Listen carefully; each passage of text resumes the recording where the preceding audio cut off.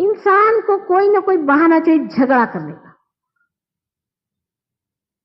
और सब में एक ही तत्व है, सब में एक ही तत्व है, पर झगड़ा पता नहीं क्यों कैसे ढूंढ लेते हैं, कोई ना कोई बात झगड़े की ढूंढ लेते हैं। आदि शंकराचार्य ने कहा था, न योगे न सांख्ये न, योग सांख्य से कुछ नहीं होने वाला, मां की कृपा से ही सब कुछ होने वाला है। उन्होंने बहुत बड़ी किताब एक लिखी थी, विवेक चूड़ामणि।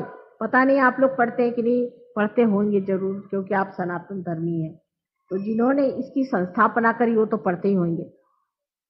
इतनी बड़ी किताब विवेक चूड़ामणि लिखने के बाद उन्होंने दूसरी किताब लिखी जो सौंदर्य लहरी है, पता नहीं आप लोग पढ़े होंगे। सारा उसमें मां का वर्णन है पूरा, यहां तक कि उनका आकार प्रकार, उनका तौर तरीका, उनको कौन सा तेल पसंद है, सर में कौन सा तेल लगाती है, सारा बारीक लिखे। विवेक चूड़ामणि तो इतनी बड़ी भारी चीज लिख दी, और अब ये मां का वर्णन क्या लिख रहे, कहले उसके सिवाय इलाज नहीं, मां के सिवाय इलाज नहीं, वही सब करेगी, ये शक्ति का काम। इसलिए हम सब शक्ति के पुजारी हैं। आप किसी भी धर्म में रहें, आप सब शक्ति के पुजारी हैं। वेद में मां को ई करके कहा गया, ई शब्द से, उसका शब्दों का फर्क है, लेकिन शक्ति को ही पाना है। और शक्ति भी क्या शक्ति है, ये ब्रह्म की शक्ति है। और ब्रह्म क्या है, ये परमात्मा की इच्छा और परमात्मा का प्यार है। अगर परमात्मा को आपसे प्यार नहीं होता तो ये सरदर्द वो क्यों लेते। ये सारी सृष्टि बनाना भी एक बड़ा भारी सरदर्द है। इतनी सारी सृष्टि उन्होंने बनाई क्योंकि उनका आपसे प्यार था, और आज भी उसी प्यार में वो चाहते हैं कि आप उनके साम्राज्य में उतरे। ये सारे झगड़े हैं, झगड़ों में कुछ नहीं। सबसे बड़ी सनातन बात यह है कि हम ब्रह्म शक्ति से बने और हमें उसको पाना है। और अगर आपने उसे जाना नहीं तो आपने शक्ति को पाया नहीं। कहने लगे कि मैं, वहां वारकरी लोग होते हैं, एक एक महीना 2-2 महीना पैदल चल के जाते हैं। वो हुआ, मैं वहां पैदल चल के जाता था, महीना महीना पैदल चलता था, वहां जाता था तो मेरा सर ही फोड़ देते थे लोग, और उसमें परेशान हुआ, भगवान नहीं मिले। फिर मैंने सोचा अब और कोई सा धर्म कर ले। फिर मैंने सब धर्म किए, ये धर्म किया वो धर्म किया, मेरे हाथ पैर टूट गए, मेरी हालत खराब हो गई, मेरी तंदुरुस्ती चौपट हो गई। मैंने कहा ये कैसा भगवान है जिसको मैं खोज रहा हूं, और मैं उसकी मेरी तंदुरुस्ती भी चौपटा देगा तो मैं कैसे उसको जानूंगा। और जब उन्होंने जाना कि हम वहां गए हुए हैं तो हमसे मिलने आया और कहने लगे, मां अब बताओ मैं क्या करूं। मैंने कहा बेकार में तुम इधर से उधर अपनी दल बदलते रहे। अपने माथे पे लिखा हुआ रोज बदलने से कुछ नहीं होता कि मैं फलाना हूं ढिकाना हूं। तुम सिर्फ इंसान हो पहली बात, और दूसरे तुम परमात्मा के पुत्र हो, तुम आत्मा हो और कुछ नहीं, उसको तुम्हें पाना है। इस तरह से अपने ऊपर ब्रांड मत मारो, लड़ाई झगड़े होते। आत्मा ही सनातन है, उसको पाना है। आत्मा ही चीज है जिसे पाना है। सबने यही कहा है कि क्यों भाई इधर उधर भटकते हो, अपने ही अंदर खोजो, अपने ही अंदर आत्मा है। जब आप आत्मा को पाइएगा तभी आपको पता होगा कि इन सब मूर्तियों का भी क्या अर्थ है, ये क्या चीज है और इसका हमारे अंदर स्थान कहाँ है। उनको जागरूक कैसा करना, इनको जागरूक कैसा करना, इनकी प्राण प्रतिष्ठा कैसे करना। तो सिर्फ ब्रह्म की बात ही नहीं है, ब्रह्म का पाना है, और उसके बाद इस सारे ब्रह्म विद्या को आपको पूरी तरह से जान लेना। सारी ब्रह्म विद्या आप जान सकते, यही सहज योग है। इसको सहज कहते हैं क्योंकि सहज आपके साथ पैदा हुआ। आपके अंदर कुंडलिनी शक्ति है जो आपके साथ पैदा हुई, ये जीवंत है, कोई मरी हुई चीज नहीं है, जीवंत है। जैसे कि अंकुर होता है उस तरह से आपके अंदर वो स्थित है, वो जागृत हो जाती है, और वो जागृत होने के बाद आपके अंदर से ठंडी ठंडी हवा जैसी चैतन्य की लहरियां, जिसका वर्णन आदि शंकराचार्य आदि सब ने किया हुआ है ईसा मसीह ने भी किया है, वो बहने लग जाती है और आप अपनी शक्ति को प्राप्त होते। और उसके बाद इस ब्रह्म को प्राप्त करने के बाद आपको ब्रह्म विद्या जाननी है। हिंदुस्तान में भी सहयोग बहुत जोर से फैल रहा है, लेकिन इसका ज्यादा हिस्सा महाराष्ट्र में बहुत ज्यादा चल रहा है। इसकी वजह यह है कि संतों की भूमि है और वहां लोगों ने संतों को भुलाया नहीं। नाथपंथियों ने बड़ी मेहनत करी है। आपके यहाँ भी गुरु नानक और कबीर जैसे बड़े बड़े संत हो, लेकिन हम लोगों ने उनको माना नहीं। असल में दक्षिण में, महाराष्ट्र में ऐसी बात है कि न जाने कैसे क्यों, मेरी ये समझ नहीं आता। हो सकता कि रामचंद्र जी वहां पैदल चल के गए थे, सीता जी के भी वहां चैतन्य फैले हुए हैं, लेकिन लोगों में जरा इस मामले में गहराई, वो इस बात को जानते हैं। और ज्ञानेश्वर जी ने बहुत साफ साफ लिखा था कि कुंडलिनी नाम की शक्ति हमारे अंदर है और वो अम्बा स्वरूप माता जी जब होंगी तभी आपको उसकी प्राप्ति हो सकती, आदि अनेक चीजें उन्होंने लिख के रखी है। शायद इसी वजह से वो इससे जागरूक है। इंग्लैंड में भी लोग बहुत जागरूक हैं, क्योंकि इंग्लैंड में एक बड़े भारी विलियम ब्लेक करके कवि हो गए हैं। उन्होंने लिखा है कि वो समय आएगा कि जब इंग्लैंड में ये कार्य शुरू होगा, और उन्होंने यहाँ तक कि हमारे आश्रम की जगह तक लिख दी, जहां मैं रहती हूँ उस जगह के नाम लिख। लेकिन ये मैं नहीं कहूंगी कि यहाँ संतों ने मेहनत नहीं करी, संतों ने बड़ी मेहनत की है। बिहार में मैं गई थी, बिहार में देखा कि सारे चैतन्य भरा पड़ा हुआ है। बंगाल में, पंजाब में सारा चैतन्य भरा पड़ा हुआ है। पंजाब तो ऐसा चैतन्य से भरा है, लेकिन मेरे समझ नहीं आता है कि पार्टीशन हो गया क्या हो गया, पता नहीं। लोगों की श्रद्धा ही टूट गई है, और श्रद्धा में एक तरह का नरमाई आता, और उसकी वजह से मनुष्य इस ओर नहीं जाता है कि उसे पाना है। वो उच्छृंखल है। थोड़ी देर के लिए भगवान के पास आ गए, वो सोचता बहुत हो गया। रास्ते चलते कोई भगवान मिल गए, बहुत हो गया। उसके बाद उनको अपनी दूसरी परवाह लगी रहे। उसमें कुछ मेहनत करनी पड़ेगी, कुछ उसके प्रति वाकई श्रद्धा से लगना पड़ेगा, इधर ध्यान। इसलिए मैं देखती हूँ जितना फैलाव होना चाहिए उतना होता नहीं। लोग इस पर श्रद्धा से बैठते नहीं, मेहनत करते नहीं। लेकिन मुझे बड़ी खुशी हुई कि पिछली मर्तबा मैं आई थी और इस मर्तबा भी आप लोगों ने मुझे यहाँ बुलाया, और इतनी श्रद्धा के साथ आपने मेरी बातचीत सुनी है, और इसे पा भी लीजिए पूरी तरह से। पा करके मैं तो चाहूंगी कि यहाँ पर आप कभी भी जब चाहें, यहाँ हमारे बहुत से सहयोगी लोग रहते हैं जिन्होंने इसको बता खाली इस चीज को माना है और इसको पाया हुआ है। यहाँ पर बहुत से लोग ऐसे हैं जो कि इसको जानते हैं, ब्रह्म विद्या को भी, उनसे भी आप लाभ उठा सकते। बस इतना जानना है कि इसमें कोई भी पैसा या कोई चीज नहीं चाहिए। परमात्मा को आप पैसे से नहीं खरीद सकते, ब्रह्म को आप पैसे से नहीं खरीद सकते। और जब पाने की बात है तब तो आपको कोई मेहनत भी नहीं करनी पड़ेगी, लेकिन पाने के बाद संजोना पड़ता है। उससे पहले आपको कोई भी मेहनत नहीं करनी। उससे पहले आपके पास है, इसलिए सहज हो जाता है। पर आज सहयोग महायोग की स्थिति में आ गया है, क्योंकि पहले सहज योग जो था जनक के समय में, तो एक नचिकेता के ही लिए बना था। उसके बाद एक दो फूल आए, फिर 3-4 और फूल आ गए। लेकिन आज वो समय है जब बहार आ गई, और इस बहार में अनेक फूल फल होने वाले। सिर्फ आप अपनी तह तक, अपनी गहराई तक उतरी। असल में होता क्या है, अब देखिए ये औरतें चली जा रही, इसका क्या मतलब है कि इनमें गहराई नहीं है बिल्कुल। कि चीज को पालो, मैं कहती हूँ, पा करके और उसमें थोड़े गहरे थोड़े से गहराई में उतरना चाहिए, और उस गहराई में आपका सारा पूर्व जन्म का पुण्यकृत है, उसमें आप फिर समाइए। पहले थोड़ी सी मेहनत करके उस गहराई में उतर जाइए, और उसके बाद वहां जो पूर्व संचित जितना कुछ है उसे आप पाइएगा। लेकिन इस तरह से लोग क्या आए, एक माता जी का भाषण सुन गए, दूसरे का सुन गए, इस तरह से जो लोग करते हैं, ऐसे लोगों के लिए सहयोग नहीं है। पर इसका नुकसान बाद में होगा। अभी इसके जो फायदे हैं उसे लेना चाहिए, इससे अनेक फायदे होते हैं। बहरहाल आप लोग परमात्मा को खोज रहे, और परमात्मा के खोज में आप लोग यहाँ आए। संसार में हर देश में, प्रत्येक प्रांत में मैंने देखा है कि एक नई उमंग लोगों में आई है और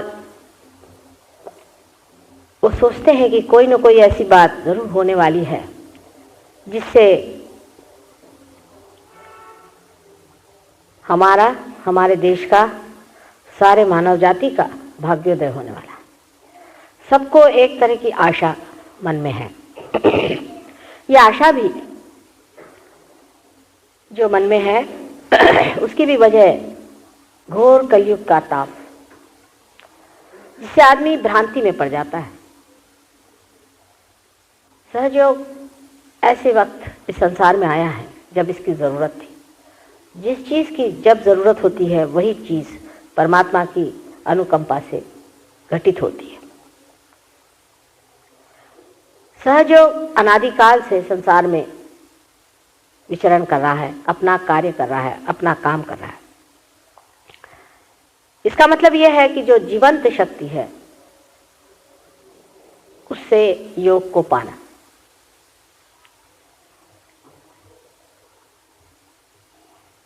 आपने सुना है कि अनेकों वर्ष पहले अपने भारतवर्ष में ही बहुत से लोग परम पद को पा चुके थे लेकिन एक काल में ज़्यादा से ज़्यादा एक दो से ऐसी अनुभूति लोगों को नहीं होती थी।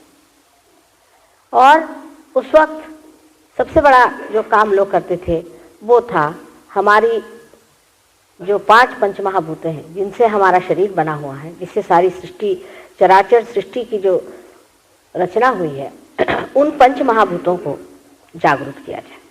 इसीलिए वेदों की रचना हुई और वेद का कार्य होता रहा।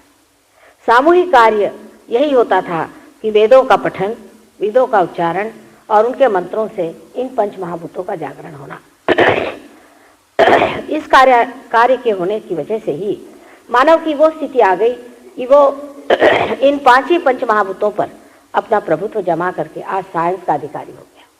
ये उन्हीं के पुण्य कर्मों से ही मनुष्य ने पाया है। हालांकि जिसने पाया है वो लोग इस देश में नहीं, वो और देश में आए। मुझे तो बहुत बार लगता है कि इस देश के जो पुराने बहुत से ऋषि मुनि थे उन्होंने शायद बाहर ही जन्म लिया।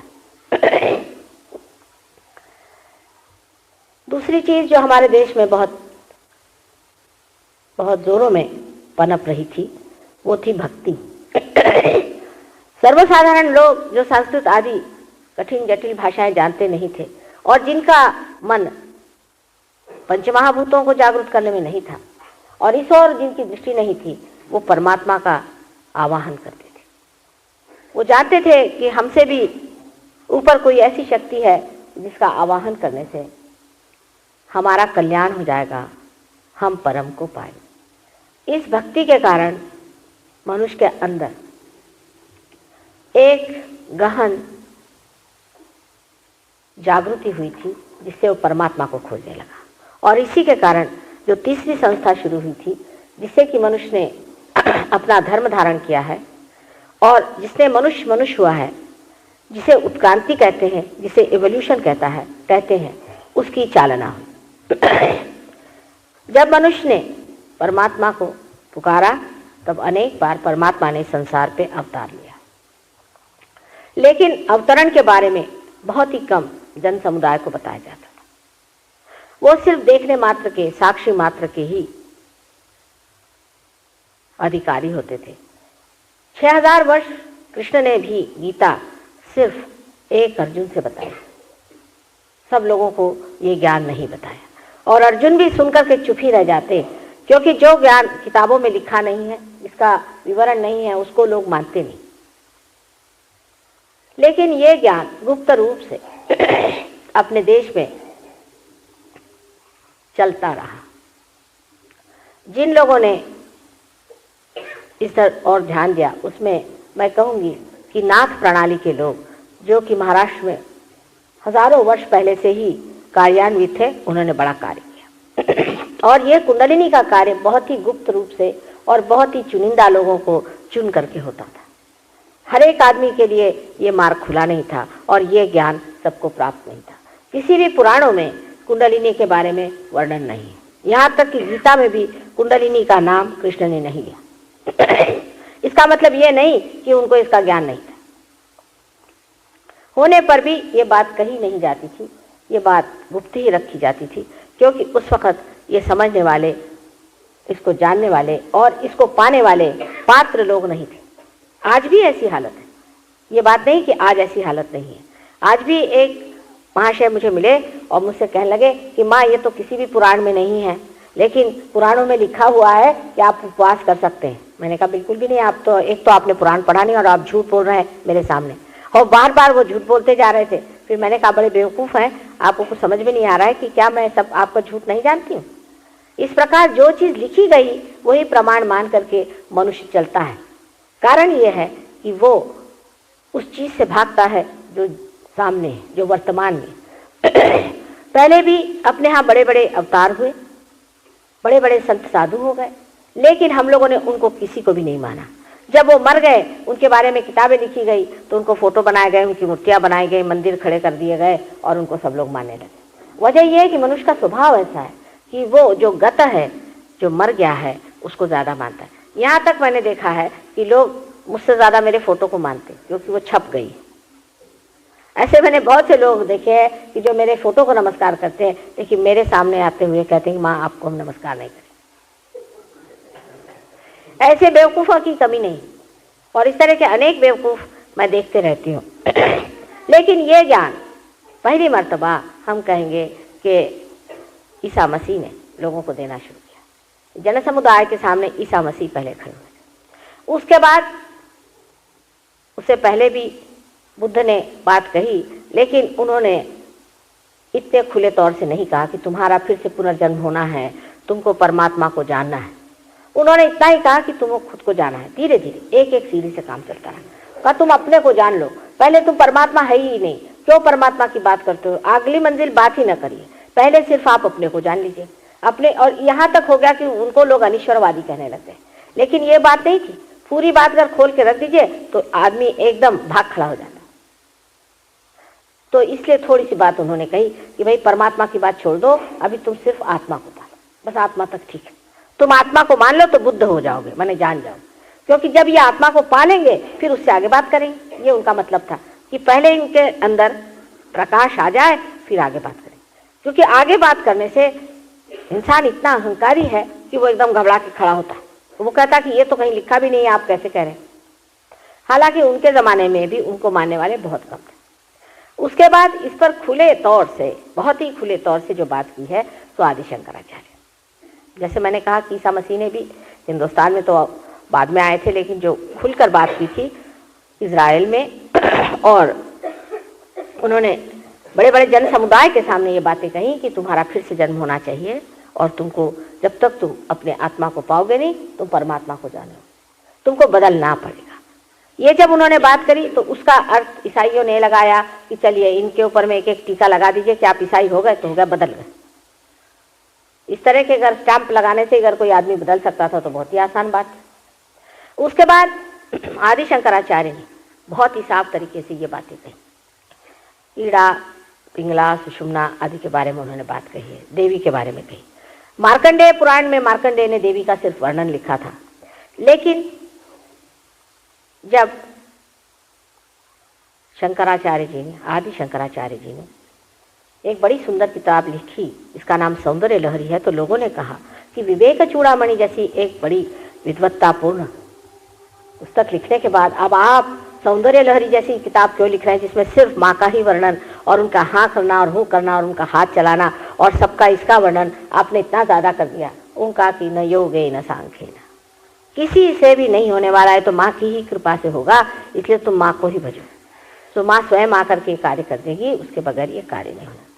उन्होंने बहुत साफ तरीके से सारी बातें कह डाली, लेकिन उनका हाल जो रहा वो आप जानते ही हैं कि उनकी माँ जब मर गई तो उनको जलाने के लिए जब वो अपने गए तो लोगों ने कहा कि आप सन्यासी, आप अपनी माँ को नहीं जला सकते।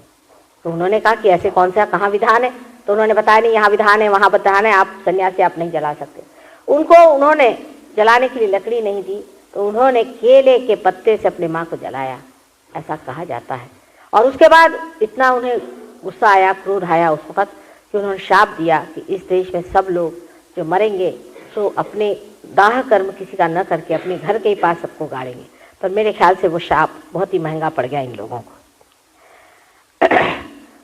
इस प्रकार सब तरह से सब तैयारी कलयुग में हो गई। एक तरफ तो ये समा आ गया है जिसको कि लास्ट जजमेंट कहते हैं, वो समा आ गया है और लोगों को पाना है, और लोग उस दशा में हैं, उस परिपक्व दशा में हैं कि जब हजारों के तादाद में पार हो सकते हैं। और दूसरी तरफ जितनी भी शैतानी प्रवृत्तियां हैं और जितनी भी दुष्ट प्रवृत्तियां, सब ने भी खूब अपना जोर बांध लिया। दोनों तरफ रंगमंच बराबर जमा हुआ है। एक तरफ सारी शैतानी प्रवृत्तियां बड़ा अच्छा सुंदर रूप लेकर, कोई गुरु बन के आया है तो कोई कुछ बन के आया है तो कोई कुछ बन के आया है, और दूसरी तरफ में परमात्मा की शक्ति इस संसार में ये कार्य कर रही है कि आपका परिवर्तन करे और आपके अंदर प्रकाश पूर्णतया प्रस्थापित करे। आप इस तरह की बात करना कि ये शास्त्र में नहीं लिखा था और वो शास्त्र में नहीं लिखा था, जो माँ आप कहती हो, ये महामूर्खता की बात है। क्योंकि सब चीज शास्त्र में लिखी ही नहीं गई। सर्व लोगों के हाथ में जो चीज पड़ने वाली थी, उनको क्या सारा ही आप बता देते? उनको क्या सारा ही गुप्तता आपको बताना चाहिए? असल में ये बातें बहुत दिनों तक ही छुपी रखी रही, यहाँ तक कि अभी जो मौजूदा हालत में जो बड़े बड़े संत साधु अपने यहाँ भी जीवित हैं, जो कि हिमालय पर है, कुछ बड़े बड़े गिरी कंदरों में छिपे हुए हैं, वो जब मुझसे मिलने आते हैं तो मुझसे यही कहते हैं कि माँ तुम सारी बात सबसे कहते हो, इन गधों के समझ में कुछ नहीं आता। मैंने कहा सब गधे नहीं, एक दो होते हैं, उनको मैं डांट डूट के चुप भी कर सकती हूँ, लेकिन अधिकतर लोग इस बात को समझने योग्य हो गए हैं और पार होने के बिल्कुल योग्य हो गए हैं, और इनको इस बात को बताने में कोई सा भी दोष नहीं है। और इतना ही नहीं, जो आपको भी पता नहीं वो भी मैं इनको बताती हूँ, और ये इसको बहुत श्रद्धा से अपने हृदय में रख के कार्यान्वित होते हैं। ये मैंने देखा हुआ है। महाराष्ट्र की प्रणाली जो है उसमें एक बड़ा भारी काम हुआ है, वो है नाथपंथियों का। और उन लोगों ने जिस तरह से एक तरह का समझ लीजिए कि स्पिरिचुअल एजुकेशन ही घर घर में हो गया है।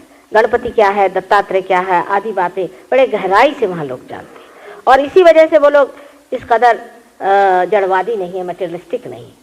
शायद इसी वजह से देहातों में जहाँ भी मैं जाती, जैसे इन्होंने कहा कि 6000 लोग आए और खट से पार हो गए, लेकिन वही अगर मैं दिल्ली शहर में सोचूं तो बहुत मुश्किल है। इससे अच्छा हाल बम्बई शहर में, जरूरी है, इससे बहुत अच्छा हाल है बम्बई शहर में। लेकिन दिल्ली शहर भी एक ज़माने में बड़ा पुनीत हुआ है। नानक साहब, कबीर जैसे बड़े बड़े लोगों ने यहाँ पर अपना खून डाला, और उनका जो कार्य है वो बिल्कुल वही कार्य है जो वहाँ के नाथपंथियों ने किया था। असल में वो भी सब नाथपंथी ही थे, जो कुछ उनके उसूल थे वही नाथपंथियों के थे, लेकिन हमने उनको भुला दिया है। न जाने क्यों हमारे अंदर इस तरह की नई नई बातें आ गई हैं, जिसके कारण हमने अपना जो कुछ भी गत वैभव था उसे भुला दिया। और ये इतना बड़ा वैभव है कि आप अभी डॉक्टर साहब की बातचीत से समझ गए होंगे कि एक दिन वो आएगा कि सारा संसार आपके चरणों में लौटेगा। अभी कैंसर की बीमारी जो है, इसको दुनिया में कोई इलाज नहीं मिला, लेकिन हमने बहुतों के कैंसर ठीक किए हैं, और ये डॉक्टरों ने भी देखे, हमने किए हैं, और आप भी कर सकते हैं। ये बीमारी कैसे ठीक होती है, सहयोग से कैसे ठीक होती है, इसका निदान क्या है वगैरह आपको सीखना होगा। अगर कोई किसी से कहे कि माँ आप ऐसा कैसा कहते हैं कि यहाँ गृह लक्ष्मी का चक्र, ये तो कहीं लिखा ही नहीं, तो मुझे यही कहना है कि बहुत सी बातें तो ब्रह्मदेव को भी पता नहीं, ये भी उन्होंने विदित किया। भाई मैं तो वहाँ तक जानता हूँ जहाँ मैं नाभि चक्र से निकल के ब्रह्मदेव बना था, लेकिन ये जो मैं बात कह रही हूँ ये सच है या झूठ है, इसे आपको पड़ताला करने का पूरा मौका मिलता है। जब आप इन चक्रों को देखते हैं तब आप समझ जाते हैं कि समझ लीजिए आपकी इसे हम लेफ्ट नाभि कहते हैं, वो अगर खराब हो गई है तो आप में जो दोष निर्माण हो जाते हैं वही दोष आप में होंगे। और अगर आपसे पूछा जाए कि आपको ये तकलीफ है तो आप जरूर कहेंगे कि हाँ मुझ में बिल्कुल यही तकलीफ है माँ, और आपने कैसे जाना? क्योंकि आपके वो चक्र हमारे उंगली पर, मेरे लिए तो उंगली पर नहीं आते, पर सर्वसाधारण लोगों के वो आते हैं जो लोग पार हो गए हैं, और वो कहते हैं कि माँ इनकी तो लेफ्ट नाभि पकड़ रही है, इसको आप जरा ध्यान दीजिए। और अगर आप उनसे पूछिए कि इनको क्या तकलीफ है तो जरूर कहेंगे यही आपको तकलीफ है। इतना ही नहीं, जब पार होने के बाद में आपके सामूहिक चेतना जागृत हो जाती है, आपके अंदर जब बन पड़ती है, तो आप यहाँ बैठे बैठे कह सकते हैं कि कहीं और आदमी का क्या हाल है। जैसे कि एक लंदन में बड़े भारी जियोलॉजिस्ट थे, और उनको मैंने जब पार कराया तो उन्होंने विश्वास नहीं किया, कहा कि ऐसे कैसे हो सकता है। मैंने कहा अच्छा तुम देख लो, तुम किसी के बारे में जानना चाहो तो जान सकते हो। 4-5 दिन बाद मैं उनके घर गई थी तो उन्होंने मुझसे कहा कि माँ मेरे बाप का क्या हाल है। मैंने कहा देखो वाइब्रेशन से पता चलेगा। कहने बहुत दिन से उनका फ़ोन नहीं आया, अधिकतर वो फ़ोन कर देते हैं, मुझे लगता है कोई बीमार तो नहीं होंगे। तो मैंने कहा अच्छा देखो मैं देखती हूँ। मैंने उनसे कहा कि उनके अंग्रेजी में मैंने कहा he must be down with bronchitis, severe bronchitis, ये शब्द मैंने उनसे कहे। और उसके बाद उन्होंने अपनी माँ को फ़ोन किया स्कॉटलैंड, तो माँ ने कहा कि तुम्हारे बाप तो he is down with severe bronchitis, वही शब्द उन्होंने कहे। वो कहा माँ आपने कैसे जाना? मैंने कहा तुम भी देखो तुम्हें कहाँ जलन हो रही। उसने कहा मुझे माँ यहाँ जलन हो रही। ये पिता के चक्र है। और पिता के चक्र ये विशुद्धि चक्र जिसे कि हम लोग सर्वाइकल प्लेक्सस का सूक्ष्म स्वरूप समझते हैं, उससे आपको पता होगा। और इससे आप कह सकते हो इतनी बुरी तरह से चल रहा था कि आप कह सकते हैं कि उसको सीवियर पेन है। बहरहाल इस तरह से मनुष्य हर एक चीज़ के बारे में जान सकता है जब उसका संबंध उस परमात्मा से हो जाता है जो सृष्टि में चराचर में हर जगह व्यापक है। ये व्यापकता हमारे अंदर आ जाती है, हम भी हो जाते हैं। ये नहीं कि आपको लेक्चर दिया जाता है आप सब भाई बहन हैं और ये है वो। ये शास्त्र सूक्ष्म है। डॉक्टर जो बीमारी ठीक करते हैं वो जो उनको दिखाई देता है, बाहर दिखाई देता है, उसको ठीक करते हैं, लेकिन उसके स्रोत पे नहीं उतर पाते, क्योंकि स्रोत जो है उसको पहुंचना सिर्फ कुंडलिनी से ही बन पाता है। इसलिए कुंडलिनी की जागृति के बाद ही आप उस चीज़ को पा लेते हैं अपने अंदर और आप ही उसके सब्जेक्ट हो जाते हैं। माने आप ही उसके डायग्नोसिस करते हैं और आप ही उसकी दवा होते हैं और आप ही उसको ठीक करते हैं। इस प्रकार तीनों चीज मनुष्य ही में हो जाती है। ये घटना सारी मनुष्य में हो जाती है। मनुष्य ही के अंदर से एनर्जी बहना शुरू हो जाती है और जिसके अंदर से एनर्जी बहती है वो बता सकता है कि बीमारी क्या है। और जब वो अपनी एनर्जी उस आदमी को उस जगह कायदे से जान कर समझ करके देता है, क्योंकि इसका भी मैंने आपसे कहा इसका एजुकेशन, तो न कि वही अपने ही को ठीक कर लेता है पर वो दूसरों को भी ठीक कर लेता है। बहुत दिनों से मैंने तो दूसरों को ठीक करना छोड़ ही दिया, क्योंकि मेरे शिष्य अब इतने होशियार हो गए हैं कि मैं किसी को लिए दौड़ने की ज़रूरत नहीं। पर कहने की बात यह है कि ये लोग डॉक्टर नहीं है, इन्होंने डॉक्टरी नहीं सीखी है, तो भी ये लोग दुख ठीक करते हैं। अब आपको आश्चर्य होगा कि आज ही सवेरे हमारे एक मेहतानी साहब, हमारे मुंबई के एक बड़े भारी सहयोगी हैं, उन्होंने अपना किस्सा बताया कि मुझे ल्यूकेमिया हो गया था और मैं किस तरह से ठीक हुआ, और उनकी पत्नी जिनके पैर में चोट आ गई तो किस प्रकार ठीक हुआ। तो डॉक्टर लोग भी हैरान हो गए और आकर के मुझसे कहने लगे कि भाई आपने कैसे इसे ठीक कर दिया, हमें तो विश्वास नहीं लगता। फिर वो भी सहयोग की ओर आने लगे। इसी प्रकार लंदन में भी हुआ है, वहाँ भी कुछ डॉक्टर लोग इसे बहुत अभिभूत होकर के किसी एपिलेप्सी की बीमारी ठीक हो जाती है हमारे पास आकर। लेकिन ये मुख्य बात नहीं कि आपकी कौन सी बीमारी ठीक हो या तकलीफ ठीक हो, मुख्य बात है परमात्मा को पाना। यही सबसे बड़ी भारी बात है। जब तक आपने परमात्मा को पाया नहीं, आप आनंद सुख चैन से रह नहीं सकते। दुनिया की कोई सी भी चीज़ आपके पास आ जाए, आपको कभी भी आनंद नहीं आ सकता। हाँ, थोड़ी देर के लिए सुख आएगा, फिर दुख आएगा, फिर सुख आएगा, फिर दुख आएगा, लेकिन जो आनंद की स्थिति है उसमें द्वैत नहीं रह जाता। उस अद्वैत में आप जी नहीं सकते। उसमें आप सिर्फ ये नहीं सोचते हैं कि हम बड़ा ही कुछ कार्य कर रहे हैं या बड़ा भारी हमारे ऊपर आफत है। उसमें तो सिर्फ ऐसा लगता है कि चल रहा है, सब नाटक सा हो जाता है। ये नहीं लगता है कि हमारे लिए जिंदगी एक बोझा है और हम आफत उठाए हुए हैं अपने सर पे। बस ऐसा लगता है सारा नाटक है और हमारे अंदर से शक्ति बह रही है। और जैसे कि एक प्रकाश आने पर दीप का काम होता है कि सबको अपना प्रकाश दे, उसी भांति आप सबको प्रकाश देने लग जाते हैं। पर इसके लिए जो मैं बात कर रही हूँ, ये जानना चाहिए कि पार होने के बाद उसको स्थापित करना पड़ता है। ये बात बहुत कम लोग जानते हैं। पिछली मर्तबा यहाँ काफ़ी लोग आए थे, सबको हमने पार कराया। उनमें से न जाने कितने लोगों में वाइब्रेशंस बचे रहे और कितने आगे गए, क्योंकि यहाँ कोई सेंटर लोधी रोड में हमारा नहीं। लोगों का यह है कि अगर लोधी रोड में प्रोग्राम हो तो सनातन धर्म में ही कोई सेंटर खोले तो वो आएंगे, नहीं तो आएंगे। फिर जब उनको कोई तकलीफ हो जाएगी तो माँ हमारे वाइब्रेशंस जब चले गए, हम क्या करें। इतना आश्चर्य है कि जिस देश में धर्म के प्रति लोगों ने इतनी जागरूकता दिखाई और जिनको परमात्मा का इतना ज़्यादा आशीर्वाद है, वहाँ हमें धर्म के प्रति इतना आलस्य क्यों। बड़ी आश्चर्य मुझे लगता है। पर जब मैंने यूपी, बिहार आदि देशों में लोगों को देखा, बड़ी गरीबी है, तो मैंने सोचा यहाँ गंगा जी का जो आशीर्वाद है उसी से लोग आलसी हो गए। अगर गंगा जी का इतना आशीर्वाद नहीं होता, महाराष्ट्र में जैसे पत्थर फोड़ करके आपको अपना खाना निकालना पड़ता, तो लोग मेहनती होते। इस आशीर्वाद से ही लोग आलसी हो गए। उसी प्रकार क्योंकि आपके पास भारतवर्ष में एक धन्य भूमि में रहने के प्रति एक बहुत ही आसानी से आप लोग पार हो जाते हैं। इन लोगों को पार करने के लिए मुझे कभी कभी महीनों लग जाते, मेरे हाथ पैर टूट जाते, लेकिन आप लोग खट से पार हो जाते हैं और खट से आप उतर भी जाते हैं। उसकी कीमत आपके अंदर नहीं आती कि कितनी बहुमूल्य चीज़ हमने पाई है, क्योंकि आसानी से मिलता है, वो भी इसलिए कि आप इस पुण्य भूमि में पैदा हुए। इस भूमि की पुण्याई लेकर के आप पट से पार हो जाते हैं, लेकिन आप अपने तरफ जागरूक नहीं रहते, न ही उस शक्ति को आप अपने अंदर समाते हैं और न ही उसका पूरी तरह से उपयोग करते हैं। ये बड़ी दुखद बात है। जो इन्होंने बात कही वो ठीक है कि हमने गलती करी और हम गलत रास्ते पे चले गए। ये लोग इस चीज को देख करके बड़े अभिभूत है कि अब आप इतने लोग यहाँ आए हैं और खट से आप पार हो जाएंगे। आज भी माँ मंदिर में हम गए थे, सब लोग पार हो, इससे बड़े अभिभूत हो जाते हैं, सोचते देखिए कितने महान लोग हैं, पार हो गए। लेकिन अगर अगले वक्त यहाँ आएंगे तो इससे आधे लोग यहाँ बैठे हों, उससे अगले वक्त आएंगे तो उससे आधे बैठे मिलेंगे। शायद हो सकता है कि हाँ एक दिन आएगा कि कोई भी नहीं रह जाएगा। ये हिंदुस्तानियों की गति है, ये मेरा हमेशा का अनुभव है, 10 साल का अनुभव मैं आपसे बता। वही अंग्रेजों का दूसरा हाल है, वहाँ पे एक एक आदमी पे मुश्किल लगती है मुझे, लेकिन जो बनता है वो बन ही जाता है। जिस पे मैं हाथ रखती हूँ, मेहनत करती हूँ, उसको वो सफल कर देता है। हर आदमी इतनी मेहनत जी जान तोड़ करता है कि आप विश्वास नहीं करें। अभी ऑस्ट्रेलिया से जो महाशय आए हैं यहाँ पर, वो पहले 1 वर्ष पहले मेरे पास आए थे, सिर्फ 2। उनको पार करने के बाद उन्होंने वहाँ जाकर 200 आदमियों को पार किया, और उनमें से इतने लोग 40-45 लोग इस देश में आपके चरणों में आए हैं देखने के लिए कि यहाँ लोग इतने आसानी से क्यों पार हो जाते। जब भी खड़े होते हैं तो आप लोगों का गुणगान ही गाते रहते हैं कि आप बड़े साधु संत हैं, आप बहुत धार्मिक हैं, हम लोग इतने जल्दी पार नहीं होते। लेकिन मुझसे पूछिए, मैं इनसे अब इसीलिए हिंदी भाषा में बोल रही हूँ कि हम लोग ज़रूर धार्मिक हैं, हमारे अंदर बहुत पुण्य है, लेकिन अपने तह पर हम उतरते नहीं, अपने गहराई में हम उतरते नहीं। हम लोग इस कदर जड़वादी हो गए हैं, इतना हमारे अंदर दिमाग में बैठ गया है कि हमको अपना क्षेम ही देखना चाहिए, पहले अपने पैसे की चिंता करना चाहिए, कि हम भूल जाते हैं। कृष्ण ने कहा था कि योग पहले करना चाहिए तब क्षेम होगा, पहले योग की घटना करें, और इनके लिए योग ही महत्वपूर्ण है। एक जगह दांत है तो चने नहीं, दूसरी जगह चने हैं तो दांत। उस हालत में मेरी क्या दशा होती हो गई, इसे आप समझ सकते हैं।